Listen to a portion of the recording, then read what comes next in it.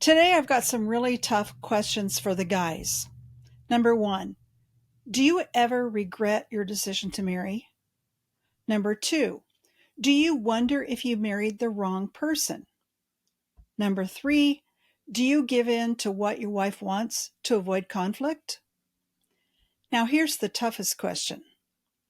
Have you ever lied to your wife to avoid the emotional fallout if you told her the truth? Well, John fell into that trap. He decided he just wanted to co parent with his wife, but he planned to get his emotional needs met in a safer place. So he ran. John and Judy asked for my help after his affair. John clearly cared about his wife and family, but he couldn't bear her constant questions about whether he'd followed through on some tasks she'd assigned. Judy would give him hell, lecturing and shaming him for not following her agenda. So he started lying to her, telling her he had done the things she put on his to-do list when he hadn't. When Judy found out the truth, she'd give him yet another lecture, talking to him like he was an undisciplined teenager. It's no wonder John ran. Abraham Lincoln once said, "A woman is the only thing I'm afraid of that I know will not hurt me." Several weeks into our work, I suggested that John was actually afraid of his wife. He nodded his head. He felt safe enough with me to admit his fear. Yes, his wife was present at the time.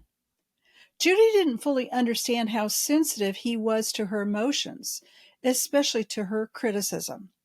He felt emasculated by her constant demands.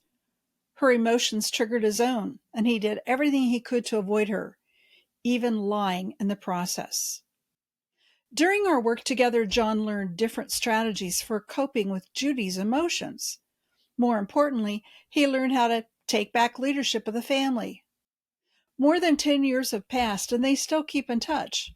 His business is growing, and their kids have finished college. Life still presents challenges, but John is no longer afraid of his wife. So, what made the big difference?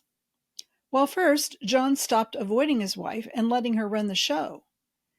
And he began to grasp the truth that he'd been playing the victim in his own story. Instead, he learned how to step into this space, to approach rather than avoid or attack the challenges.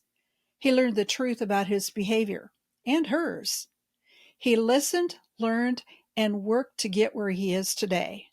He's been transformed into the hero he was born to be. Does John's experience sound familiar to you? If it does, you owe it to yourself to do the work that transformed John's life. Yes, it's hard, really hard. The good news is, the solutions are usually simple, just not always obvious or easy. So take the first step. Click the link in the show notes below, and remember, I'm here to help.